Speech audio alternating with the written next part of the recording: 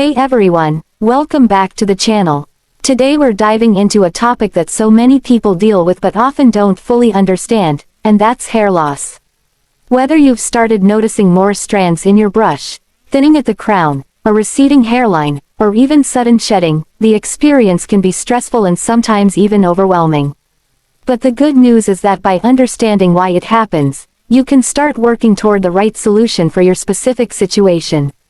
So in this video, we're going to explore the many reasons behind hair loss and the different ways it can be managed, reduced, or even reversed. Hair loss is far more common than most people realize. It doesn't just happen to men, though male pattern baldness is widely talked about. Women also experience hair thinning, receding, or patchy shedding. In fact, studies show that nearly half of men and about a third of women will experience noticeable hair loss by the time they're 40 or 50. But the reasons for this are not the same for everyone. Some people lose hair because of genetics, others because of health conditions, lifestyle choices, or even emotional stress. Let's start with one of the biggest causes of hair loss, which is genetics. When you hear the phrase male pattern baldness or female pattern baldness, it's usually referring to hereditary hair loss. This type is known as androgenetic alopecia, and it's caused by a genetic sensitivity to a hormone called dihydrotestosterone, or DHT for short. DHT is a derivative of testosterone that can shrink hair follicles over time, making the hair thinner and shorter until eventually the follicle stops producing visible hair. For men, this often shows up as a receding hairline or thinning on the crown. For women, the hair loss is usually more diffuse, meaning the overall density decreases but the hairline often stays intact. If your parents or grandparents experience this, there's a strong chance you may see it too. But genetics isn't the only story. Another major cause of hair loss is stress. And this isn't just the kind of stress from having a bad day. We're talking about chronic physical or emotional stress that can throw the body's natural balance off. Stress can push more hair follicles into what's called the resting phase, leading to a type of shedding known as telogen effluvium. This means that several weeks or months after a stressful event, you might start noticing more hair falling out than usual. The good news is that this type of hair loss is often temporary, and once the stressor is resolved, the hair can gradually grow back. Hormones also play a huge role in hair health. For women especially, changes in estrogen and progesterone levels during pregnancy, postpartum, or menopause can affect hair growth. Many women notice thicker hair during pregnancy because of higher hormone levels, but then after childbirth, as hormones drop, there can be noticeable shedding. Thyroid issues, whether it's an underactive thyroid or an overactive one, can also cause significant hair loss. Since the thyroid regulates many of the body's functions, including metabolism and growth, an imbalance can show up in the hair as thinning or even brittleness. Another reason for hair loss can be nutritional deficiencies. Hair is made mostly of a protein called keratin, so if your diet is lacking in protein, your hair may suffer. Iron deficiency is another big culprit, especially in women, and can lead to anemia that causes thinning hair. Low levels of vitamins like vitamin D, vitamin B12, zinc, and folic acid can also contribute to weaker hair growth. When your body doesn't get enough of these essential nutrients, it prioritizes vital functions over hair, since hair is technically not essential for survival, and that's when shedding begins. Then there are medical conditions that directly impact hair. Autoimmune diseases like alopecia areata cause the body's immune system to attack the hair follicles, leading to patchy bald spots on the scalp or even complete hair loss in more severe cases. Scalp infections, such as fungal infections like ringworm, can also damage follicles and cause shedding. Certain chronic illnesses or treatments for them, including chemotherapy for cancer, are well known for causing temporary or sometimes long-term hair loss. Even the way we treat our hair daily can contribute to thinning or breakage. Hairstyles that pull tightly, such as braids, ponytails, or extensions, can lead to a condition known as traction alopecia. Heat styling tools, chemical treatments, frequent dyeing, and harsh shampoos can weaken the hair shaft, causing it to break off before it even grows long. This kind of damage is often confused with hair loss, but technically, it's hair breakage that gives the appearance of thinning. So now that we've covered the reasons why hair loss happens, let's move on to solutions. And it's important to say upfront that not all hair loss can be completely reversed, especially if it's strongly genetic. But there are many ways to slow it down, improve hair health, and in some cases even regrow what's been lost.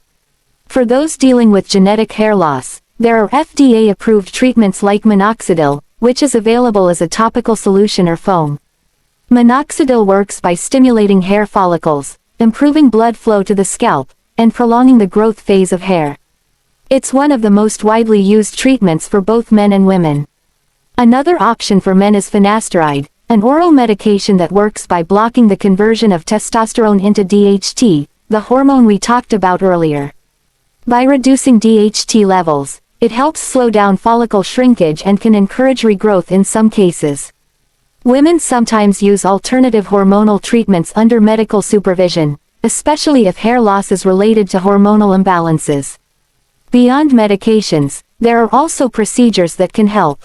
Hair transplant surgery has become more advanced and natural-looking in recent years, where healthy follicles are moved from denser areas of the scalp to thinning or balding spots. Platelet-rich plasma therapy, known as PRP, is another option that involves injecting your own blood platelets into the scalp to stimulate follicles and promote growth. Low-level laser therapy is a non-invasive treatment that uses light energy to improve circulation in the scalp and encourage hair growth. But not every solution has to be medical or surgical. A lot can be done with lifestyle changes. If stress is contributing to hair loss, learning to manage it through meditation, yoga, deep breathing, or regular exercise can make a big difference over time. Improving sleep quality also helps the body repair and regenerate, which includes supporting healthy hair growth. Diet is another powerful tool. Eating a balanced diet rich in protein, iron, vitamins, and minerals supports the building blocks of strong hair. Foods like eggs, fish, nuts, leafy greens, beans, and berries are all excellent for hair health. Hydration also plays a role, since hair follicles need water to stay nourished and healthy. Some people find that taking supplements specifically designed for hair, skin, and nails can help, but it's always best to check with a doctor before starting any supplement routine. Caring for hair externally is also important.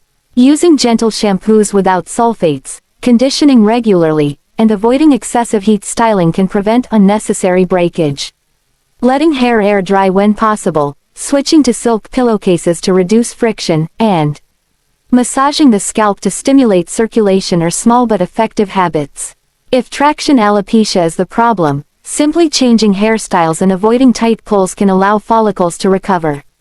For women dealing with postpartum shedding, the key is often patience, since the hair usually returns to its normal growth cycle within months. For those with thyroid or other hormonal conditions, working with a healthcare professional to balance hormones often improves hair loss as well. If nutritional deficiencies are the issue, adjusting the diet or taking supplements under supervision can restore healthier growth. It's also important to remember that some hair loss is natural. On average, people shed about 50 to 100 hairs per day, and that's completely normal. The problem arises when shedding becomes excessive or when hair doesn't grow back as it should. So being mindful of what's normal for your body helps you catch changes early on. And finally, while it's natural to feel self-conscious about hair loss, it's worth remembering that it doesn't define your worth or beauty. Many people choose to embrace their baldness or thinning hair, and confidence often shines brighter than a full head of hair. But if it's something you want to treat, you now have a clear understanding of the many causes and the wide range of solutions available. So to wrap up, hair loss can be caused by genetics, stress, hormones, nutrition, medical conditions, or even how we style and treat our hair. Solutions range from medical treatments like minoxidil and finasteride, to procedures like hair transplants and PRP therapy, to lifestyle changes like better diet, stress management, and gentle hair care. The most important thing is identifying the root cause of your hair loss so you can address it in the most effective way. If you're experiencing significant or sudden hair loss, always consider consulting a dermatologist or healthcare provider to get personalized advice and rule out underlying conditions. That's all for today's video. I hope this deep dive gave you not just information, but also reassurance that hair loss is common, understandable, and often manageable. If you found this video helpful, make sure to give it a thumbs up, share it with someone who might benefit, and subscribe to the channel for more health and wellness content. Thanks so much for watching, and I'll see you in the next one.